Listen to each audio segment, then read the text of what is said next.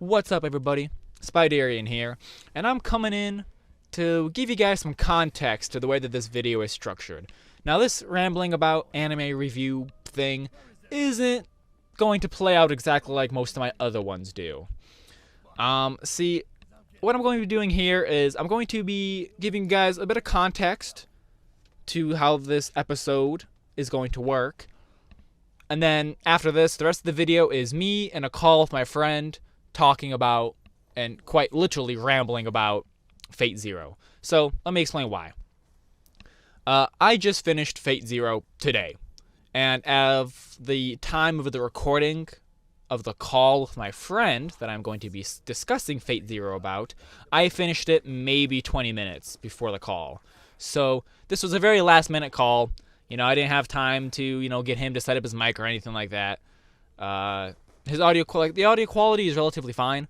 It's not my, when I have a guest on, it's not going to be the normal style. This is me just recording both of our audio tracks in one, so there may be a little bit of us clipping over each other a bit. I apologize for that. As well as, normally when I record, I try to do it either late at night or when I'm just completely home alone. I wasn't able to do that this time because I really wanted to get onto a call with my friend and talk to him about it, like while all the thoughts and emotions were fresh in my head after just finishing it. So might be some people once in a while popping up in the background, as well as some dogs barking every once in a while. I apologize for any sounds you may hear. So this call with my friend was very last minute. So overall, I think it still sounds pretty good. I don't think it's going to be too distracting. Both of our mics are pretty solid, so that's a good thing. But it may just not be to the level of quality that some of my other videos may have been. So I apologize for that in advance if you guys hear any distractions. Like I said, it was very last minute. And the friend I'm talking to, his name's Taylor Howard. He has a Twitch channel. Go find him on Twitch at Taylor_Howard. He streams pretty often. So, and he's a huge Fate. He absolutely loves Fate Zero. He says that he's watched it at least 4 or 5 times. So he knows what he's talking about, which is why I really wanted him to be on the call with me. Also, he was the one who recommended it to me, although he recommended it to me years ago, and I just now finally got around to watching it, because the show came out in 2012. So, but given that it's just pretty last minute, and he doesn't really know how these videos work or anything like that, and I'm not mad at him for it. I'm not expecting him to. I didn't give him like a script. I like to keep these videos as natural as possible, so I didn't want to, be telling him what to say. It is pretty all over the place, and obviously there's going to be major spoilers for the whole show, because we pretty much just talk about, like, characters and, like, their ultimate fates. So, yeah, spoilers, if you guys didn't already guess that. And honestly, this video is probably going to be better off if you already have watched Fate Zero. I know that's not how I typically try to do these videos. I try to make it so that anybody can watch them, and it'll make sense, because I kind of do like a story synopsis up to about maybe a quarter to halfway of the anime, and then I leave the events of the end for just, up in the air. Unless the show ends in a way that I really want to talk about, like with Darwin's Game, I really wanted to talk about the ending. But usually I try to keep my videos pretty beginner-friendly in a way, so that anybody can just come on in and watch them. This one is not quite like that, because in the actual video, the conversation with my friend, the recording of it, we don't set up the plot or anything like that, really. We just go at it. We just start talking about all the different things. And we even start talking about, like, psychopaths towards the very end, so it does get pretty rambly. But, I mean, hey, these are the kind of videos that I would love, that I personally, watching these type of videos, I just put it on in the background while I do something else or I game. Like, these are the kind of videos, that's what I would do with this type of video. And that's what I encourage you guys to do, too. But yeah, so this episode is going to function just a bit differently than my normal ones. But I am here right now, future, present day me, will be here right now to give you a little bit of that background info that we usually do, that we didn't touch on in this one, because everything was just so last minute. And we had a good discussion though, so I still think it's a pretty solid vid. And I am very thankful for my friend for coming on and humoring me. But yeah, so here we go. So Fate Zero, it's a prequel to Fate Stay Night. And Fate Zero, it's a Japanese light novel written by Gen Urobuchi. And again, I apologize for any butchered pronunciations. And yeah, it's a prequel to Fate Stay Night. I believe Fate Stay Night was a visual novel at first, and I think it was kind of a little bit of a suggestive visual novel. And this is just a prequel to it. And essentially, the studio that adapted it is Studio Unfoldable. They did an amazing job. From a presentation level, this show is gorgeous. There's even shows that I'm watching today that have, pretty good studios and budgets behind them. This show still looks better. Like, Unfoldable did an amazing job. The show looks absolutely gorgeous. The fight scenes are beautiful to watch, well choreographed. The show itself is just gorgeous. There's never a scene of bad animation or lazy animation. The soundtrack is beautiful. The voice acting is really good. Again, I'm a sub, not dub guy, but in the actual conversation with my friend Taylor, we do actually talk about the dub, and there are some dubbed voice clips that we do go through together. And the dub sounded pretty good, so when I do eventually rewatch this show to, get more out of it, because my friend, as I said, he loves the show, he's watched it many times. He says it's definitely the type of show you need to watch at least 2 or 3 times to get the most out of it. So I will be rewatching it in the future, and I probably will be trying out dub. Dub sounded pretty good. But yeah, so just from a presentation level, the show is beautiful, and the story and the characters are so good. That's where the real heart and soul of the series lies, is in its characters and their individual stories and ideologies that you follow with them. So essentially the general story of the Fate series, or at least of Fate Zero, is these 3 big families a long while ago were trying to find a way to acquire the Holy Grail, the thing that God has, whatever. They're trying to acquire the Holy Grail, and in this world of Fate Zero, it's like a modern day world, but there is magic to it. There's magic users, and there's the church and a bunch of different things going on. You'll understand if you just watch the show. Actually, you may not understand. The show actually doesn't really go too in depth about the mages and the church. It's not important. What is important is essentially 3 big families. They found the Holy Grail. They started fighting over it.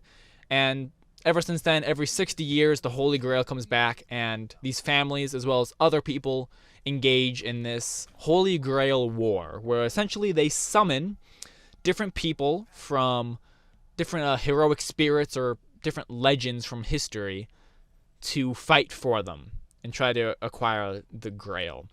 And I believe there's 7 different classes, and these people are called servants, the people who fight for the families. They get summoned and have to fight for them. So there's assassins, there's the assassin, the lancer, the rider, the caster, the archer, the berserker, and saber.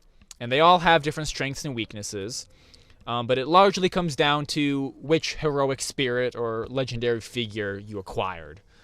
Assassin may not be very good at upfront combat, while Berserker is going to absolutely destroy pretty much everything in upfront combat. And that's just, they all kind of have their own checks and balances, but it largely depends on who you get summoned. And there are different historical figures as well as just, heroic spirits, legendary characters, some real, some not, and other stuff like that. And essentially, that's just that's the general gist of the story. People are engaging in, I believe it's the 4th Holy Grail War, to claim the Grail. And that's essentially the gist of the story. Now, should you guys watch this show if you haven't already? Yes. From a presentation standpoint, it's gorgeous and has a great soundtrack and great voice acting. From a story standpoint, it's got a great story that will leave you feeling so many different things. One of my favorite things about the show was the fact that I really didn't feel like there was any one character I was particularly rooting for to get the Grail. And the show is very gray. It's very morally gray. There are some shades of just black, but most everything else is pretty gray, and that's what I love about it. It's a very ambiguous show with who could be considered good and who can be considered bad. Makes it really interesting.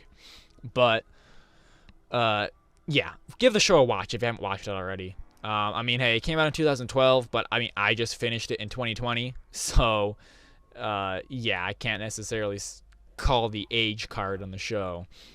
Give it a watch.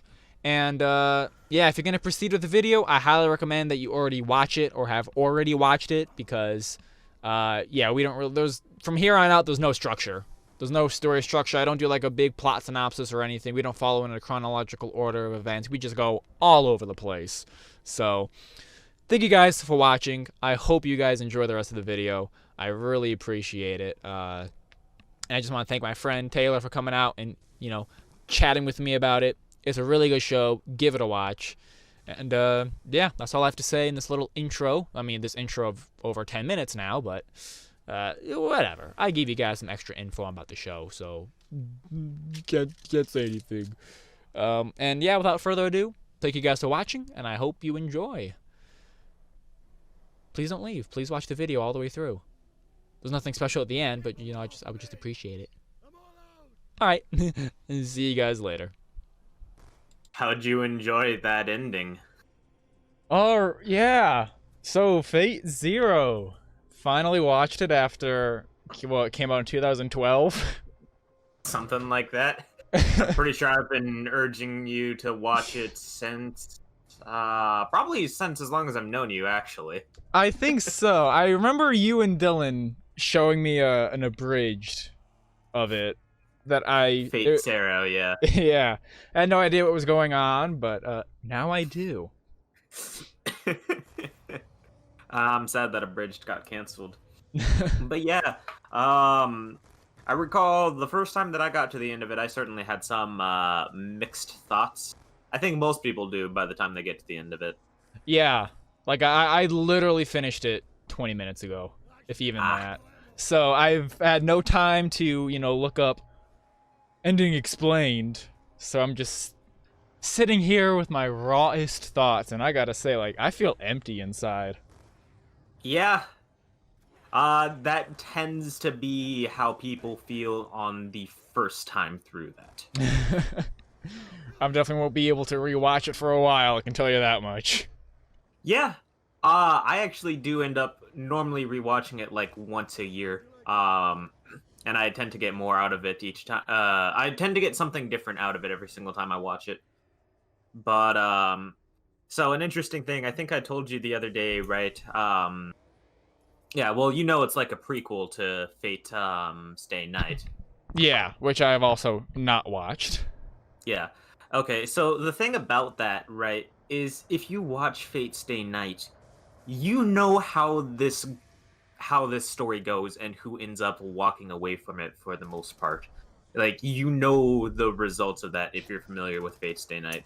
Mm-hmm. Which is, I think the narrative uses that to its advantage. The way I've hear Fate Zero described is, well, it's a complex story of multiple different characters in the vein of a classic Greek tragedy. You know what's going to happen. You know that there's not going to be a happy ending for most of these characters. Yeah.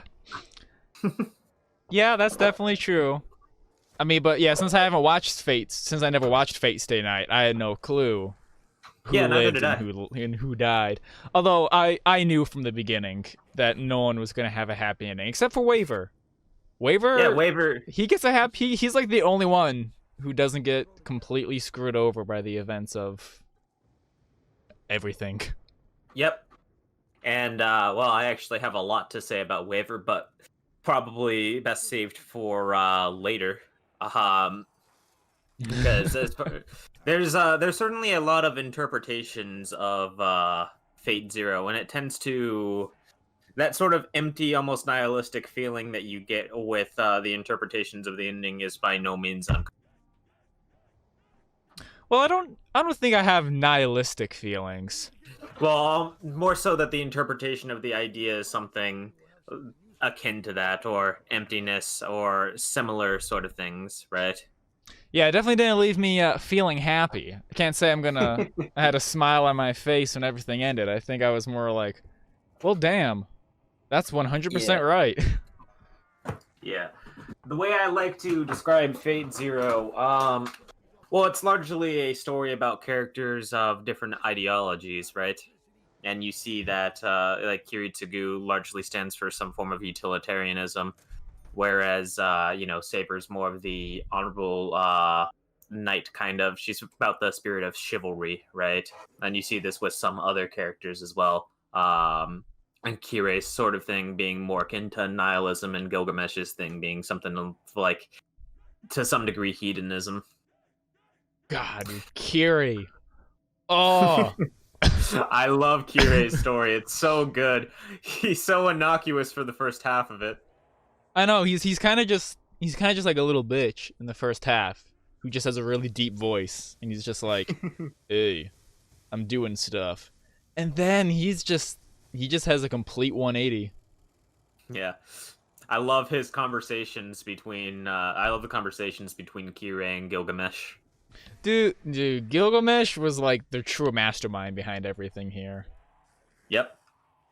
I mean, he's by far the strongest character in that story. Oh yeah, no one even remotely stood a chance against him. Yeah. No, there's a thing of like, if he wanted to, he probably could have ended that war in a single night. Yeah, you know what? I would believe that without a doubt. Really, honestly, the only person who stood even a semblance of a chance was Berserker. And that's just because Berserker is, well, Odd. yeah, Berserker's just that berserk, which I love. I think Berserker was probably my favorite one to watch fight, just because how crazy he was. Also, I called that he was Lancelot from the beginning. Really? The second that he immediately went after King Arthur, I was like, that's Lancelot. Well, you know your Knights of the Round then, because most people certainly don't know that, or don't predict that. Well, that's because I watched the TV show Merlin years ago. And that basically a lot of people happens. probably don't even know who Lancelot is, right? And that's the whole point. He's like, I'm a knight who no one knows me. That was like his whole character's thing. I don't know. Berserker was absolutely dope. And what was Karya? Was that his master? Was that his name? Yeah, Karya Mato. Yeah, dude, his fall from grace was so hard to watch, but kind of beautiful at the same time. With just how I love how it intermingles with Kirei's story, especially. Mm-hmm. Dude, just the fact that because Karya was probably the best person. Like he was like the only like good person at the, in the beginning, because I mean, Kiritsugu, he had his dream, his wish was a noble one, but the way he was going about it was questionable. Yeah. Oh man, Kiritsugu's story, he's somewhat of the de facto main character, right? Like, some people might argue that. He certainly has more attention than other people, at least in the main scheme of the story, with the only character to really have like a incredibly fleshed out backstory, right? And then ultimately is kind of the winner of that Grail War. But I love kind of. I love his conversation with the Grail of how that ends up working. And this is so I guess that's kind of like what I believe the meaning of the story is to be, is essentially something warning against the harsh realities of ideological possession, where he lived his life in accordance with these ideals, and then it came crashing down on him when he saw where that would take it, right? Mm-hmm. His quest to end conflict would really only end after killing pretty much every single person in the world. Yeah, and I think what I love is how what I got from it was that Kiritsugu and Saber, they're so alike, but like they're like the two sides of the same coin with their idealism, which is what I love, because during the show, like, they barely interact with one another, and they really dislike each other as well. Yeah, they hate each other, but they're essentially the same. They're essentially the same. Their ideals. Well, they're aiming for they're aiming for the salvation of the world, right? Which is why they can still get along somewhat, especially in the beginning. Like, that's why Saber still agrees to work with Kiritsugu. I love the conflict between them after Kiritsugu kind of brutally kills Lancer's master. Dude, that was the turning point for the show for me, where I was like, oh my god, okay, and I was like, okay, here we go. Now the show gets truly dark. Is that this? Because, dude, like, Kenneth was a complete asshole. Like, he was a terrible person, but his poor fiance, Sola, right? I feel so bad for her, because clearly she wasn't a bad person. I mean, she did break like his fingers to let him in. She did kind of like low-key torture him so she could get Lancer's command spells, but like she was pretty much innocent, and I think she just wanted someone to love her, which is why she wanted Lancer so badly, because, you know, Lancer is not only a ladies' man, but also he's probably the only person in her whole life to actually, like, treat her well, because Kenneth was such an arrogant dickhead. Yeah. But then, dude, when her arm just got chopped off, and she was, like, she wasn't freaking out about her arm being chopped off, she was freaking out that she can't control Lancer anymore, and that she was going to be all alone, and I was like, oh my god! Did you watch the sub or dub, by the way? I watched sub. Oh, I love the dub a lot. Fair enough, though. You Yeah, definitely check out the dub sometime if you ever rewatch it, because, well, one, the show warrants rewatching, but also it's actually one of my more favorite dubs, especially because most of the characters are not Japanese. Yeah, that was the little bit of English at the very end during the Tokami? Was that his name? Tokiomi. Tokiomi Tosaka. Yeah. Tokiomi's funeral at the very end was, with the English, was a little odd, but it's okay. I don't mind, but yeah, Kenneth. Yeah, and no, great Kenneth's performances fate. on like every single major character in the dub. I can definitely show you. I'll link you a trailer before we're done with this of what the dub characters sound like. Okay. All right. But yeah, Kirei just fucking backstabbing Tokiomi. I mean, okay, first off, you never just give someone a knife. Like you just, like, you never, if you give someone a big knife and then you just, like, turn your back, he was asking to get killed. Mm-hmm. And, I mean, I am glad he died, because he was also an arrogant fool. Yeah. And honestly, he deserved what happened to him for basically selling his daughter into rape worm hell. Yep. So I don't feel bad for his fate. I do feel bad for his wife, though. Yeah, that and was his tragic. other daughter as well, Reen. Oh yeah, Rin. Ooh. I mean, I don't know how she's gonna turn out. I know she is a major character of Fate Stay Night, but Yep, Unlimited Blade Works especially, but yeah. Reen's fun. Like I said, the other adaptations of Fate Stay Night, they are good for what they are, but they are very, very different. I think you could still get a decent amount of enjoyment out of them. They don't explore as many characters typically, but they do explore a few characters, and some moderately interesting ideas are conveyed there. But to me, at least, it's not as much as the sort of tapestry of character depth that's in this show. oh, I know. Even characters that you did not really think were going to be there for that long still got quite a bit of depth. Mm-hmm. I love, the structure between the first half and second half of the show. I think most people prefer the second half because just so much more stuff's happening. But that first half that builds up all of these characters and all of their motivations and relationships with each other. The fact that basically, with the exception of Assassin, no one really dies in the first half. Yeah, it's true. And even then, like, Assassin still, like, doesn't die, because I am curious about Assassin and learning more about how that servant works, because he was killed, but there was, like, a legion of assassins. Yeah. So that was interesting. I think Assassin was an interesting servant mechanically that I would have liked to have learned more about how they functioned.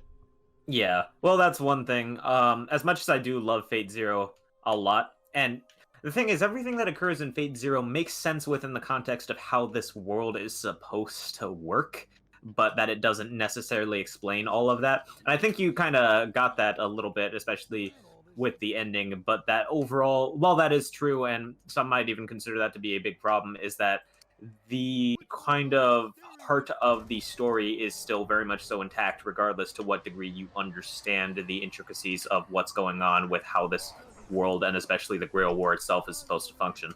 Yeah, it really seemed the Grail War, it's like the way that the world worked was not important. to the story that was being told. The world really was just a backdrop. It wasn't the focal point, which I liked, because some animes get a little too caught up in world building, and then Yeah. you just kind of get like the story, just the pacing just gets all staggered and stuff. But Yeah, well, that's the beauty of it. It's all wonderful nonsense if you haven't, like, if you're not experienced with the rest of the series, but it makes perfect sense if you really want to get invested in the Fate lore. which is cool, because that offers something for everyone. It's got a little something for everyone.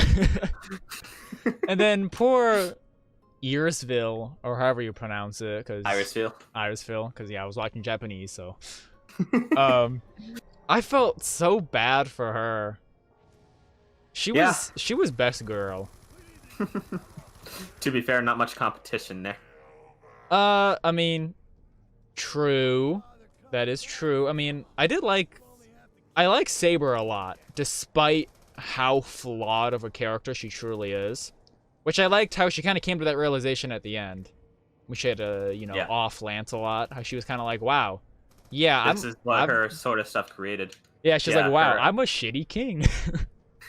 I love, I guess I love how Ryder ends up talking to her in the Banquet of Kings, right? Explaining, like, the problems with that sort of leadership. Ryder, one of my favorite characters from that show. Best boy. Ryder was best boy. Yeah, so much fun stuff. He's, to me, the most memorable character from that. Oh, yeah. Without a doubt. He was super memorable, and it was so sad to see him go.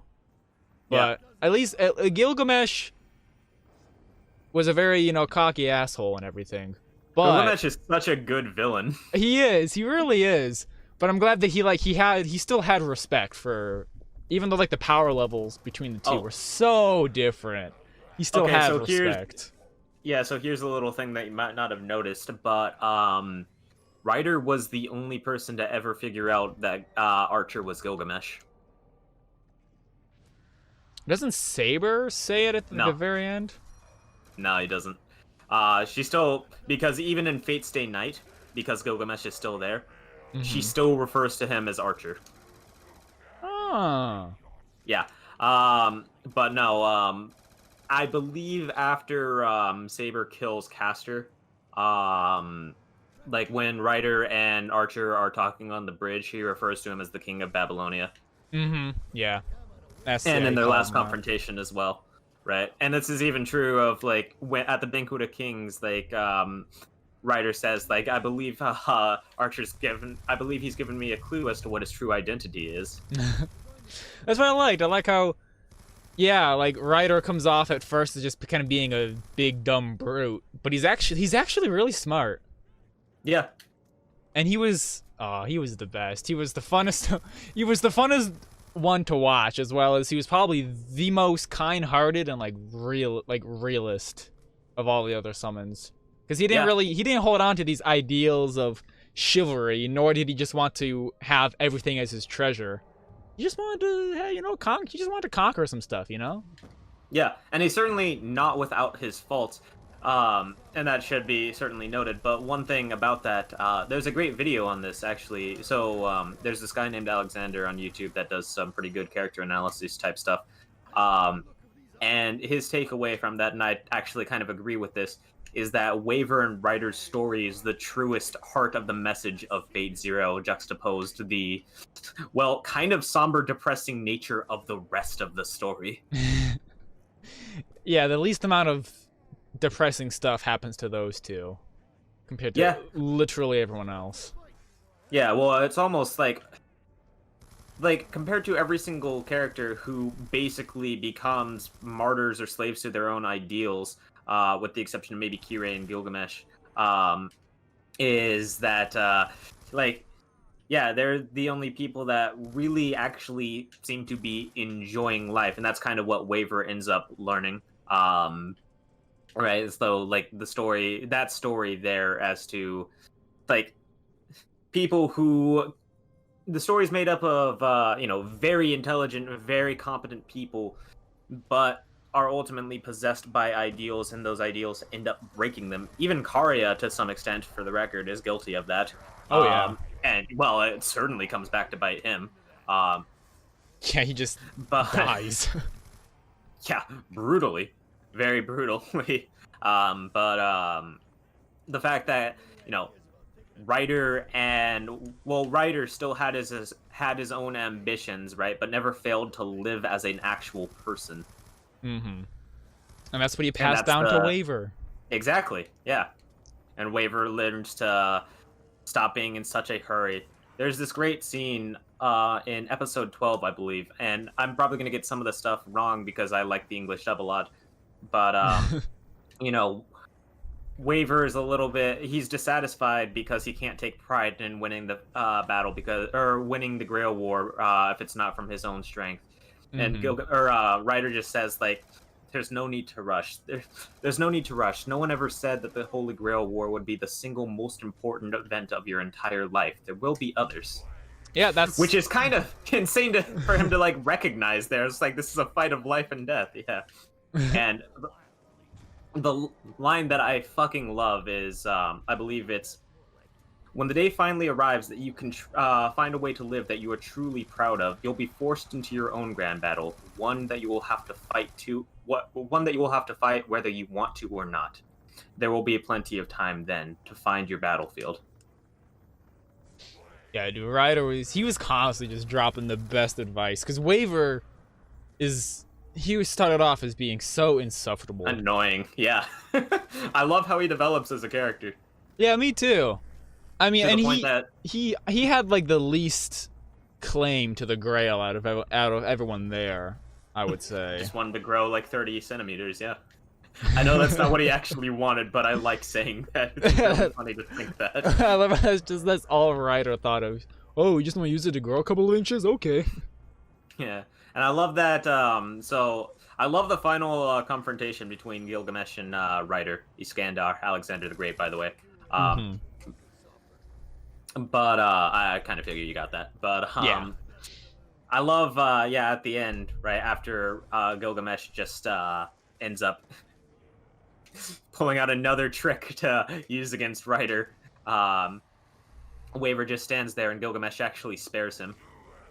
Yeah, and he applauds Waver for his loyalty. Yeah. For not trying to get revenge for Ryder's death. He's like, "You followed your king's orders well. I'll let you live." Yeah, I believe the line is, so in the dub, right?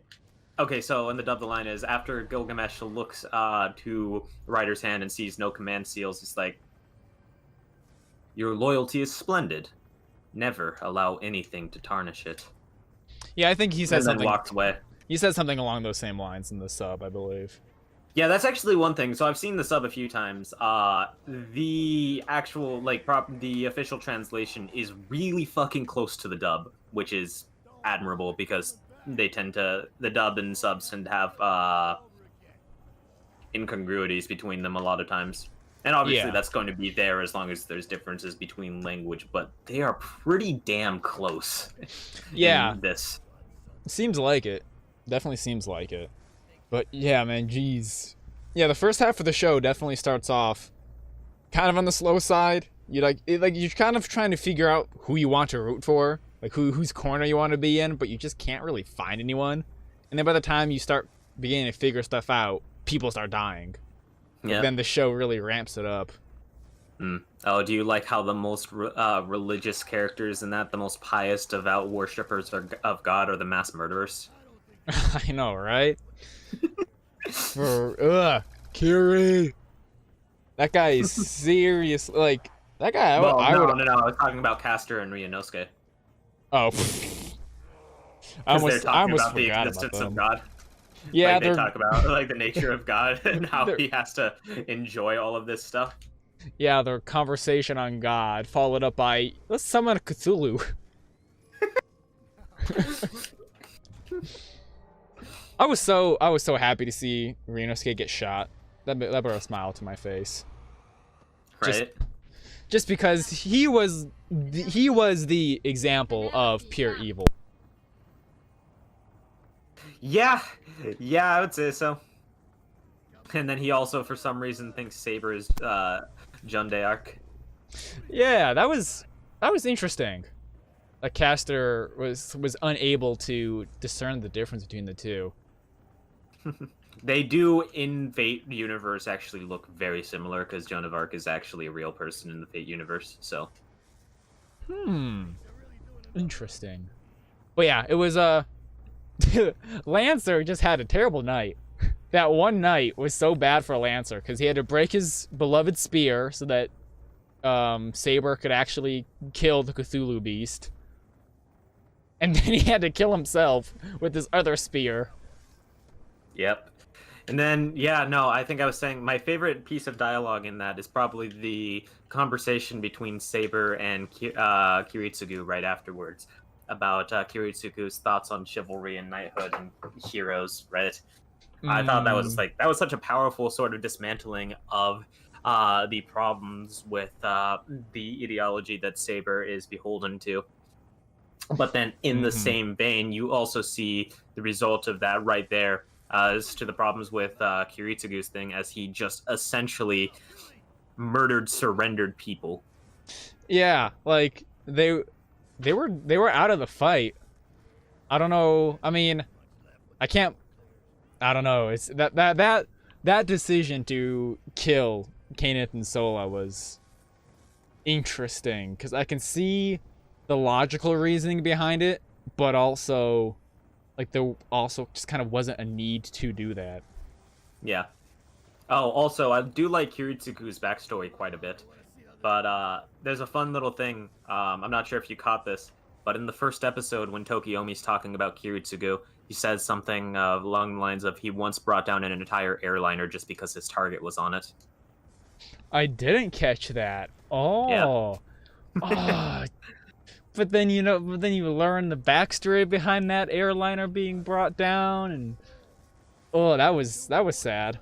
Like literally, most of the people that he's loved, he's had to kill with his own hands. Yeah. And it sucks too, because if that didn't go that way, Kiritsugu probably could have lived as a real person and been, a lot happier. Yeah, he could have had a satisfied life. Also, it was so sad that he never got to see his daughter again. Yep. So one thing about that final, the final thing of Kiritsugu talking to Shiro, that's his name, by the way, the boy that he saved. So, well, that boy is the main character of Fate Stay Night. He's the shonen protagonist. Kind of. He has some interesting qualities to him, depending upon which adaptation you choose. I don't dislike his character, but I'm pretty sure, I could be wrong about this, because I'm not actually super well versed in Fate, but I think that final conversation, or that conversation in the series, I'm pretty sure Kiritsugu dies shortly after that, because he's not alive in Fate Stay Night. Well, that's probably a mercy. Yeah, the insinuation, right, is like, oh, well, he lived his life unable to, like, really enact, or to live on his dreams at all, right? And then he gets some amount of comfort at the very end that Shiro will continue on, right, with what he was trying to do. And trying to figure out a way to do that, which, depending upon adaptation and which route you go with, he's moderately successful at, actually. But, so, it's a pretty fitting way for that to be Kiritsugu's, like, last conversation. He might have just died shortly afterwards, or maybe even a few years after. Yeah, I do know that by the point that the next Square War happens and that Shiro is, basically an adult, Kiritsugu's long gone. Makes sense. But yeah, so there were two adaptations of, like, the next part of the story? Okay, so the way Fate Stay Night works is weird.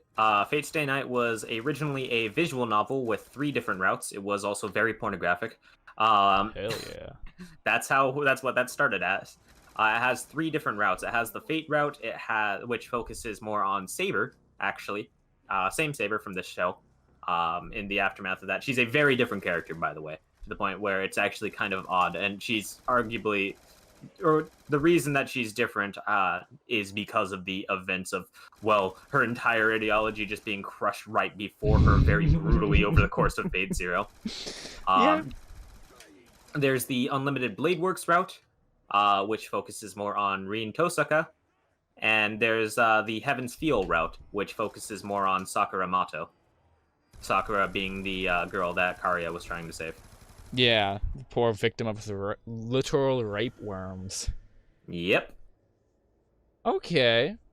I definitely think I have the softest spot in my heart for Sakura, just because of her horrible fate and her purple hair. Um, and does it matter like which order you watch these in, or are they all Kinda, not relatively? really. Oh, they're like So relatively self-contained. yeah, so the thing about the Fate route is there's never been a good adaptation of the Fate route. Um, there's a Fate Stay Night adaptation from 2006, and pretty much everyone that likes Fate really, really dislikes that adaptation. Uh, I've only watched it very briefly. I was not that interested. It also doesn't really look that good. Unlimited Blade Works is an adaptation from around 2015, I want to say. Um, yeah, like that one's actually done by the same studio that did Fate Zero, so yes, it looks very, very good. That's good. Um, and then there's a series of movies from the same studio being adapted right now. The Heaven's Feel movie. And that's Sakura's route. Yeah. So if you want like something to watch afterwards to just see one direction for where the plot can go, I could definitely recommend Fate Stay Night Unlimited Blade Works, especially because it does serve as a decent enough continuation, right? As far as what's happening to Shiro, at least, right? As the kind of like it follows like Shiro's philosophy and how he lives his life. And it kind of serves to like, since Fate Zero is kind of book ended on Kiritsugu's note talking to Shiro, it serves as a pretty good continuation from that sense. I haven't seen the Heaven's Feels movies yet, but I've heard they're good. I've heard they look fucking good. And that is generally the route that I hear people say is the best one. Okay. I definitely I'll have to check those out, but definitely at a much later date. I'm gonna need some time to recover, because even if the show doesn't get as heavy as it is in Fate Zero, I'm still gonna need a little bit of recoup time.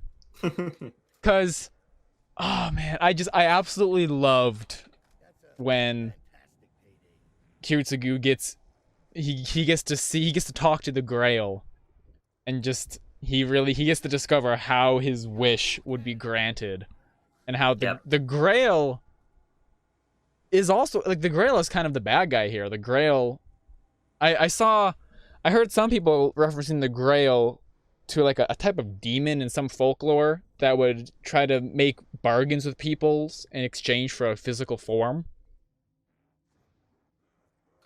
Maybe. So I will say, like, the notion of what the Grail is does have a canonical answer in regards to how it is in the Fate series, but that doesn't really matter. But more so the idea of what it means to be a miracle, right? Like, he wants to enact his wish, so the idea is that, okay, we'll save the world in a manner that you know how on an incredibly grand scale. This action has to be a miracle, but it's not something that can substitute for knowledge of which he doesn't have, right? So yeah, it's problematic, but it's only really evil in its manifestation because of the root of what Kiritsugu's sort of motivation was. I mean, here's an interesting thing. Like, if Tokiyomi ended up getting the Grail, which would have been decent if he had any understanding of Gilgamesh or Kirei, like, he likely would have won. Like, all Tokiyomi wanted to do was reach the root, which I don't entirely know what that means, but it's just some form of magical enlightenment, essentially, right? Like, it's nothing particularly nefarious from what I understand. Yeah. Nothing inherently evil. But yeah, and then even Ryder, all he wanted to do was be reincarnated. Yeah, he had a pretty down to earth, like a pretty reasonable wish. But I loved how the Grail, I love how I love how they build it up to where it is an omnipotent wish granting device, but only if you have the knowledge for it. So it's not just anybody can pick it up and use it. You essentially have to get a true kind of miracle. You basically have to be God to use it, which I really liked. Yeah, kind of. Yeah, well, yeah, I guess that's a pretty good way of saying it. Like, you have to be conscious of how you would go about, like, the unlimited sort of wish granting power of it. You have to understand the process by which it could happen. So, Kiritsugu could have enacted that. Like, he could have gotten the world down to just a few people. Yeah, he could have wiped out humanity, and it would have his wish would have come true. But it's just he didn't have the knowledge to have it come true in the way he wanted. Yep. And I love his final fight with Kirei, by the way. That's such a good fight. It's like no talking, no posturing, just two fucking deadly assassins trying to kill each other. And I love Kiritsugu's gun. But it just like it's like, I forgot what they called it. I think they call it the Contender. I think that's the name of it, which I absolutely love. That gun is so cool. Yeah, it's pretty sick. But yeah, that fight was awesome. And then Kiri gets killed, but then is brought back, which is one of the things I didn't want to happen. That one's weird. I can explain why, kind of, but it's odd. Basically, like, after Kiritsugu refused the Grail and tried to destroy it, the Grail ended up granting Kirei's wish instead. Which is why that destruction happens. Oh, okay. So that wasn't like a result of the Grail being broken. It was Kiri's wish coming true. I believe I could be wrong about that because, see, the thing about like the end of Fate Zero, and some people rightfully have issues with it, is that it's kind of an important point in the Fate lore because several important characters are all present for that event, and from what I understand, it's even been retconned a few times as to what it is, but like as to what exactly was going on there. But I believe Gilgamesh even says as much. Like, Gilgamesh has been like effectively reincarnated by the Grail, and that I think it was Kirei's wish somehow of how he ended up getting brought back to life. It might have been because Kiritsugu tried to destroy the Grail. I think that's what people at least attribute. Like later on, Kirei talks of a person who tried to destroy the Grail that ended up causing the massacre in Fuyuki. But I'm unsure if that was actually because of Kiritsugu's actions or because of Kirei's underlying motivations for destruction. That's definitely. I think that's interesting to think about, the ambiguity of it. I kind of like that. Yeah. There's the more.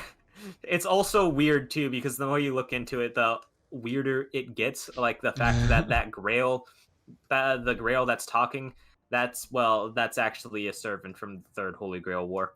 Oh jeez. So this is where stuff gets convoluted. Yeah. And there's never been like any actual adaptation of the Third Holy Grail War, but there's bits and pieces of information about that as well.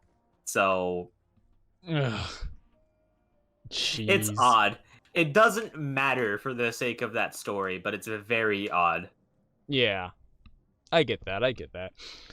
Also, can we talk about how many like women get strangled in this? Like, Inarabuchi seems to have a thing for that, I guess. I guess so, because there is so many times people just get strangled. And then, I was utterly shocked at when they had Kiritsugu shoot his daughter in the head. Yep. I mean, that wasn't actually his daughter, but yeah. Yeah, like, the imagery of it, though, was quite graphic, because it was literally just like, hi, daddy! Bang! Yeah, I've seen that memed a few times. Not surprising. I can see the dark humor taken from that. But yeah, that was honestly, I don't know, if I was Kiritsugu, I think I just would have been like, okay, time to cut my losses. I would have just wished for a large Dr. Pepper with no ice. Is that from the abridged? No, unfortunately. Although I wouldn't be surprised if that. You should definitely go back and rewatch that abridged. Unfortunately, it got canceled, but it's really funny. Now they can understand. I'll have to. Yeah. Yeah. I think if I was Kiritsugu, I just would have been like, yeah, I'll just wish for my wife back and my daughter. Whatever. Yeah, I mean, his wife is the Grail.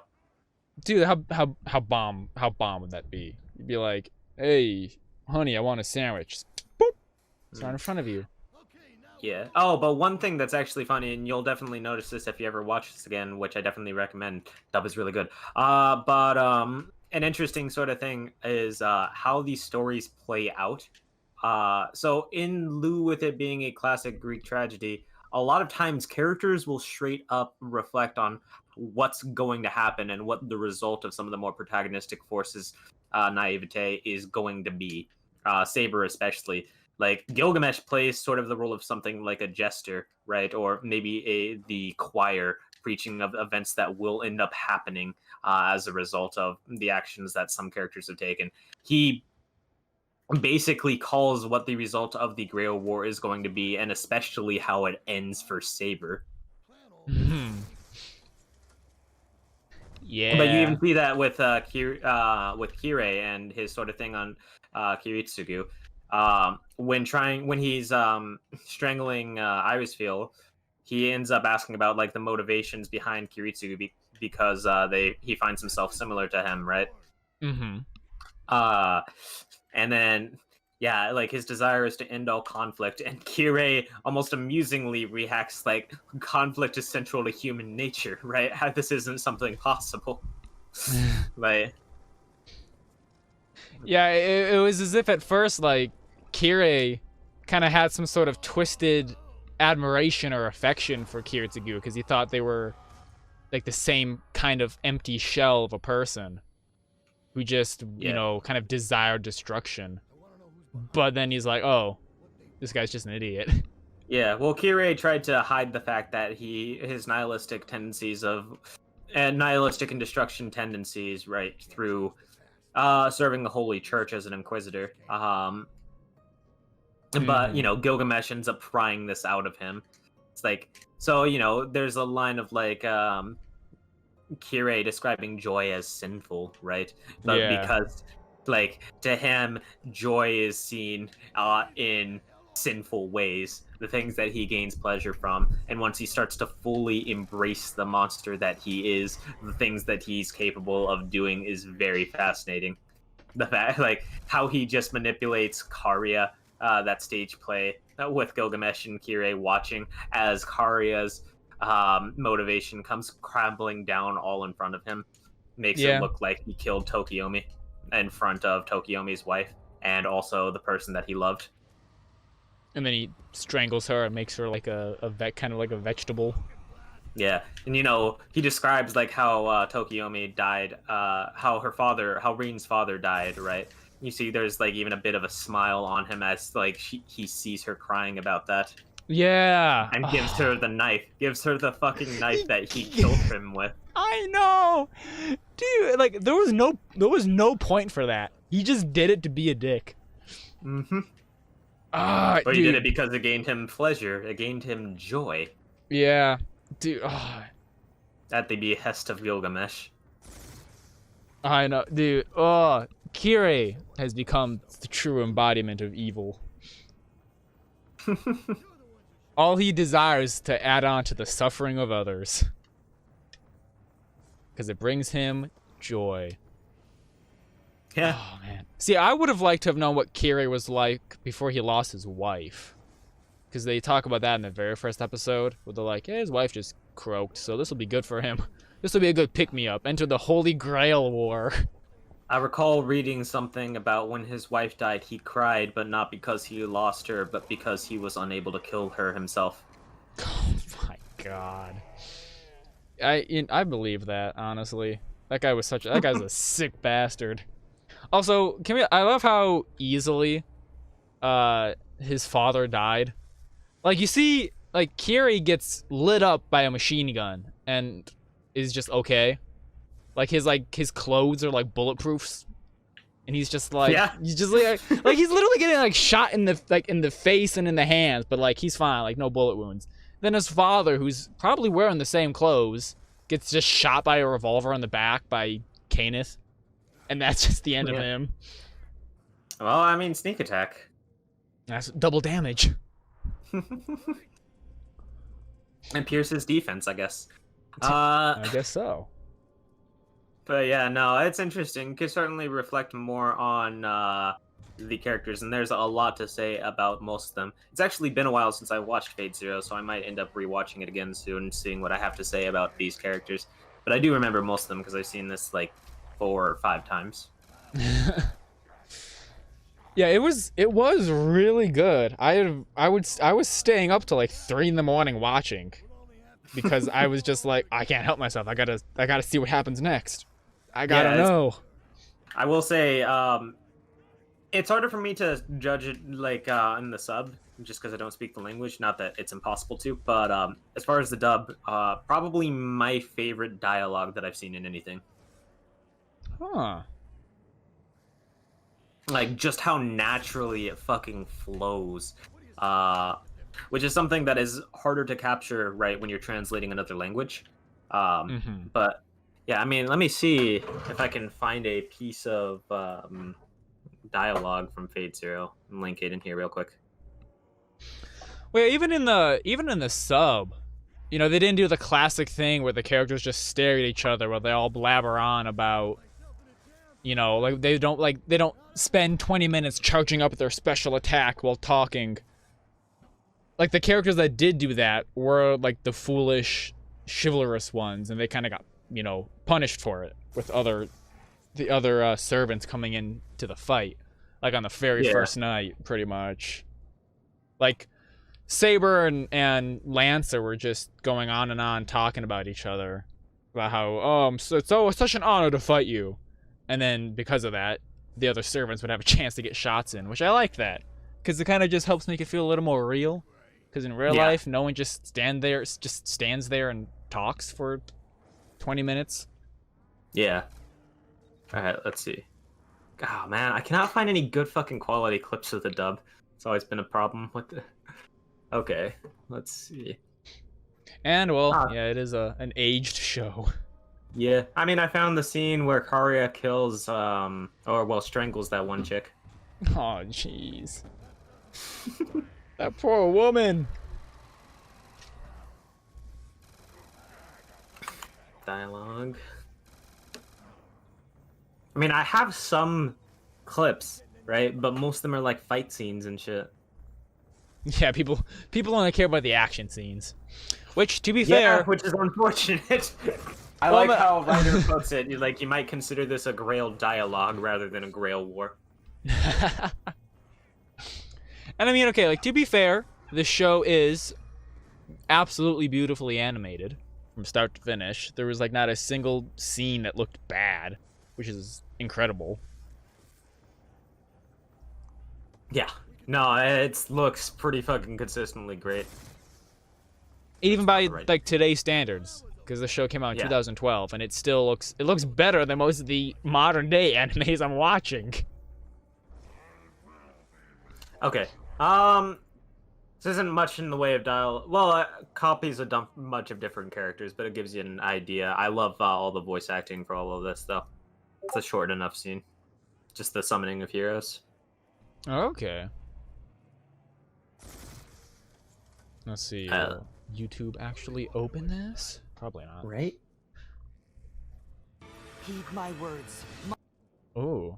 I just got a little taste of English waiver. Interesting. Alright, you got it loaded? Yep. Alright. 3, 2, 1, go. Heed my words. My will creates your body, and your sword creates my destiny. If you heed the Grail's call, and obey my will and reason, then answer my summoning!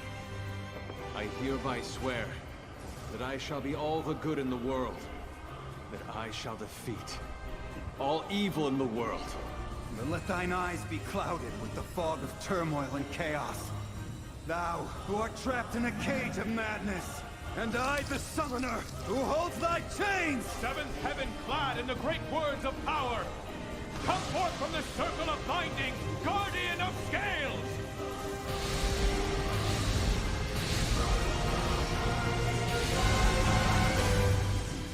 God, this music. The music's great. And honestly, these English voices are really good. Right?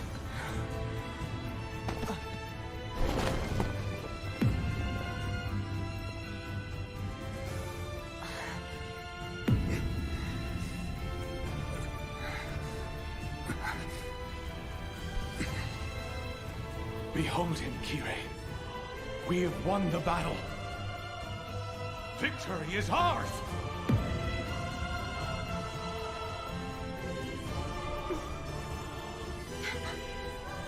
Impossible. I ask you.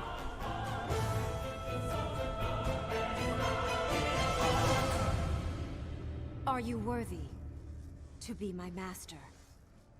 Damn. Also, Matthew Mercer is Kirisagu? Right? Dude, Crispin I Freeman is recognized Kirei. Crispin Freeman. I don't know who Crispin Freeman is. What roles have he's? Well, I don't know what roles he's done, but Matthew Mercer. I was like, that voice sounds too familiar. What's going on here? But I want to see if I can get Kirei and Gilgamesh.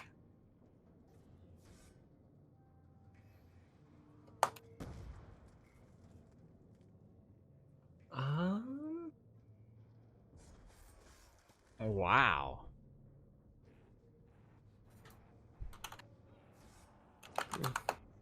Gilgamesh, talk about joy. See if I can find that. Yeah, that sounded really good. I'll definitely have, when I rewatch it at some point, I definitely will have to watch it dub. Because, yeah, I'm usually a hardcore sub over dub guy. Yeah, it depends on the work for me. Normally if like a dub is above average in quality, like it's really good though, I prefer it in dub. That's fair. That's fair. Like, you'll never catch me watching, like, Cowboy Bebop in sub, because the dub is just too good. Oh my god, why can't I find... I mean, okay, I think I can find... Nah, the trailer is just out of context clips. I really want to show off Gilgamesh's dub voice, though. Is there, like, a Gilgamesh being smug compilation? Probably. Also, can we just say Gilgamesh with hair down is much better than Gilgamesh with hair up? Yeah, I'm down. I'm down for saying that. Can we get K-pop Gilgamesh? I'm sure that exists in another Fate adaptation. Fate's really weird and has several adaptations of varying levels of seriousness. But, oh man, yeah, dude, this show was something else. All right. So you might want to watch this some other time, but the first few seconds of that. So it's a great thing of that this guy made of an analysis of Gilgamesh, but it has some voice clips on there. If you just watch the first few seconds of it. Okay, I'll definitely have to check it out. I'll definitely have to check it out for at a later date, because I definitely need to look up some videos, kind of going more in depth with the themes. Yeah, because I just think that'd be interesting. He has some very juicy voice clips though. Ooh. Yeah, you should just watch like the first 20 seconds of this video. That's what the juicy Gilgamesh voice is. It gives you a good enough idea. Alright, I'll load it up real quick. Come on, YouTube, let's do this. Ooh, I already got a little tingle. You got it loaded? Yep. 3, 2, 1, go. Don't get cocky, mongrel. I am a king who has tasted all the pleasures the world has to offer. Hold your tongue and listen. True joy, you see, might be thought of as a form of the soul. The question isn't whether it exists or not, but whether you know it. You have yet to see what form your soul has taken. Whoa. Yeah. Like, it handles its villains very well with its voice acting. No kidding. Jeez. Also, I really like this guy's videos, but Yeah, I'll have to check that out because that does seem like a good, an interesting character study video for sure that I'll have to check out. yeah. I will say, if I could give a recommendation, I know you got probably want to take a break between watching something else, but while Fate Stay Night is good, and there's plenty of good Fate adaptations to watch if you want to experience more of this universe, if you want another great piece of work by this author, by the guy who wrote the screenplay, Gen Urobuchi, I really, really recommend Psycho-Pass.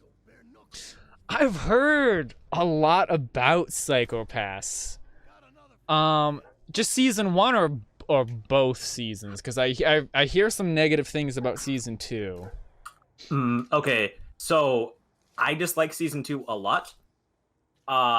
It's not that good, but more importantly than that, it's my genuine belief that Psycho-Pass did not need any more than its first season. I think it hit every single note that it was supposed to and wanted to, and I really, really think that the last episode serves as a pretty fucking good conclusion for that world.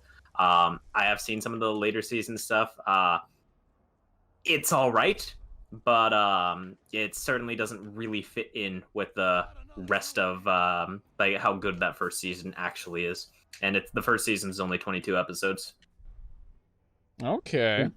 The later seasons do a thing where they get rid of like some of the good writers and directors that were on it, and then they more or less just repeat the same plot but without the same interesting characters present. And they actually literally contradict stuff that's in that first season, so it's bad. Like, let me just be honest. Yeah, it's bad. Which is bad. But season 1 though, that's the good stuff. Yeah. Also has a pretty good dub as well.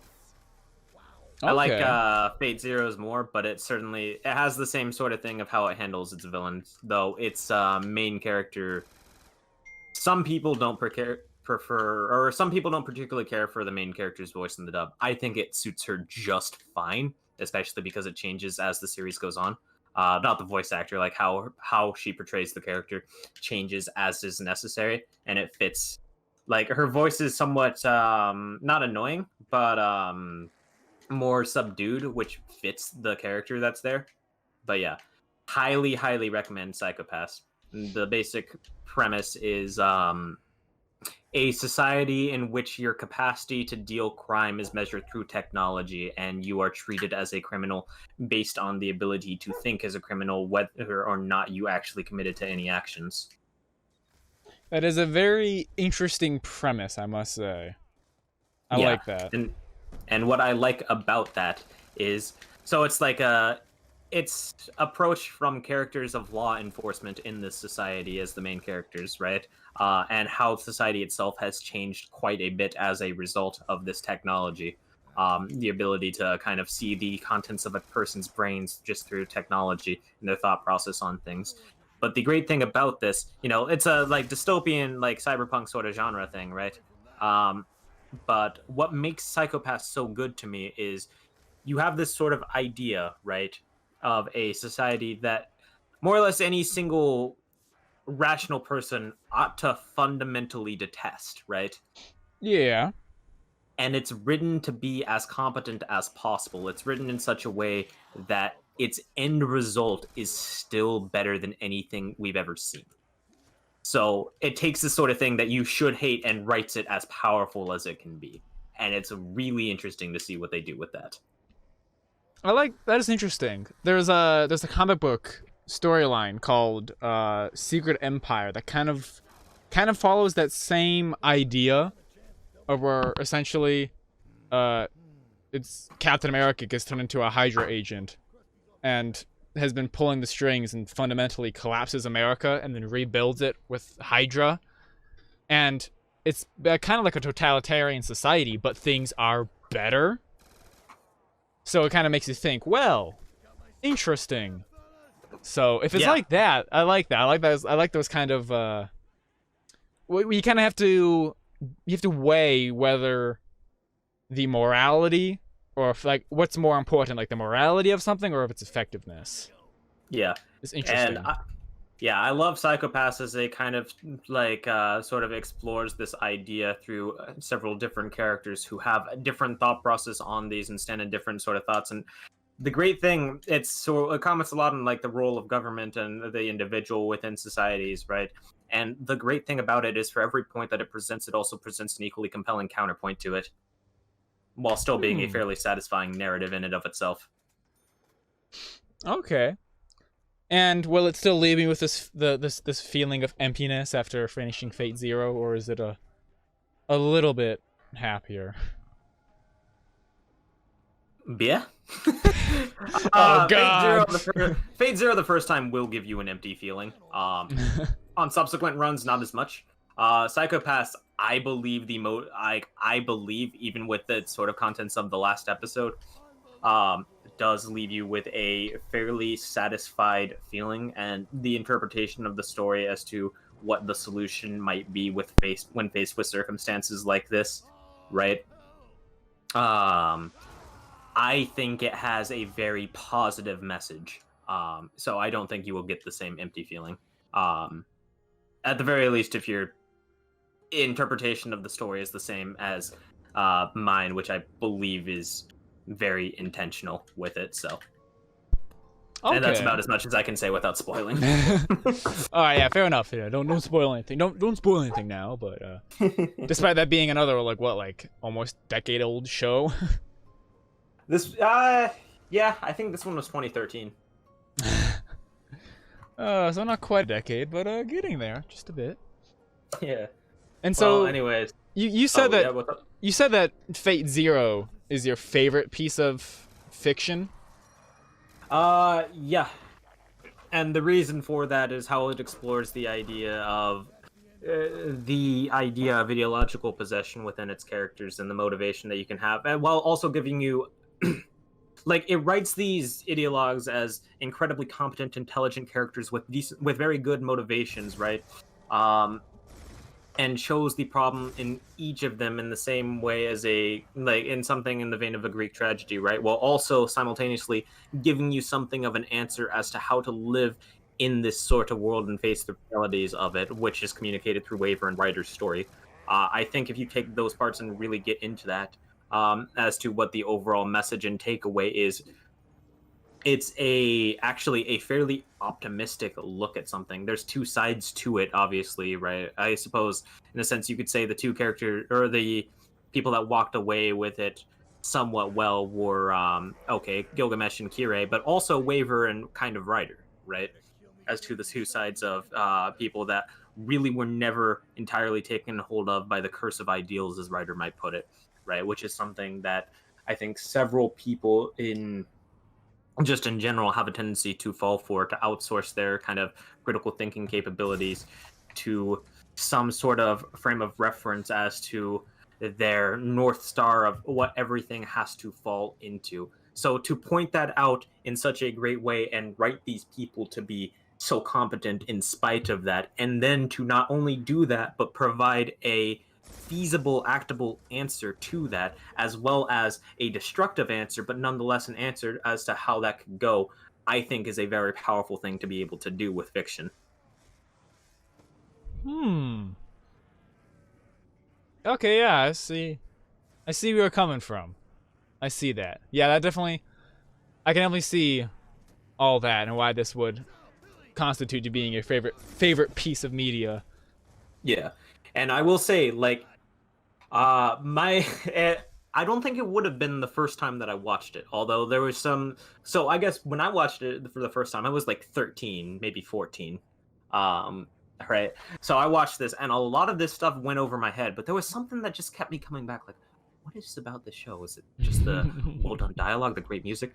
Then I kind of started thinking a little bit, and I saw some great videos actually by the guy that I just linked. And I started watching it again, and there's a lot more to this, and yeah, he more or less well, I'm trying my best to not entirely parrot some of his sentiments about the series, but know that him and I very much so do see eye to eye about the and as far as our interpretations of the meaning of this series. So Okay. I definitely have to check out his videos. I've watched some of his Berserk stuff, so I do know the quality of his channel. So he's got some good stuff. Griffith did nothing wrong. He did. He did. You see that video? Yeah. I love that clickbait ass video. It's such a good video, but I love that he just clickbaited it with Griffith did nothing wrong. That's the #1 way to trigger any Berserk fan, is just to say Griffith did nothing wrong. Right. Anyways, I'm glad you finally got around to watching it, and I'm glad you enjoyed it. But I do gotta go get stuff prepared for my stream tonight, so. Oh, okay. Yeah, go drop your Twitch handle, dude. Oh, twitch.tv Taylor_Howard. I forgot that you're recording this. Mm-hmm. That's right. So good thing you didn't say anything along your usual ideologies. We would have had a problem. But yeah, Sure. I appreciate you talking to me about all this, cause yeah, this was an experience. This wasn't just an anime that you just watch and you just go, oh, okay, that was fun. Like, it really makes you think and feel, which I really like, because I feel like there's just not enough shows like that. But then There's again, not enough art like that. True. Although, to be fair, if everything was like that, it'd be too much. We need like the dumb shows like Rent a Girlfriend to be as a counterbalance to these type of shows. But it was really good. I mean, every sort of thing has its utility, a tool for every situation, I suppose. Anyways, what's your YouTube channel? I'll drop a sub real quick. It's Spiderian, same as my Discord and Steam name and all that other hubbubaloo. All right, cool. And I appreciate it. Yeah, I've 237 videos. Wow. Yeah, I started it way back in like 2014, and then have been just like sparsely uploading all without that time. But I've kind of gotten back on track for like the past year, and I've been rambling about a bunch of other anime shows too that I've watched. So, all right, cool. If you ever need something just to put on in the background while you do something, I suggest that. Yeah, I'll definitely check that out sometime. Anyways, man, it was fun talking to you. Yeah, it was. Yeah, thanks for chatting with me. I appreciate it. Yeah, anytime, man, anytime. Well, have a nice night, dude. Yep, you too. Take it easy.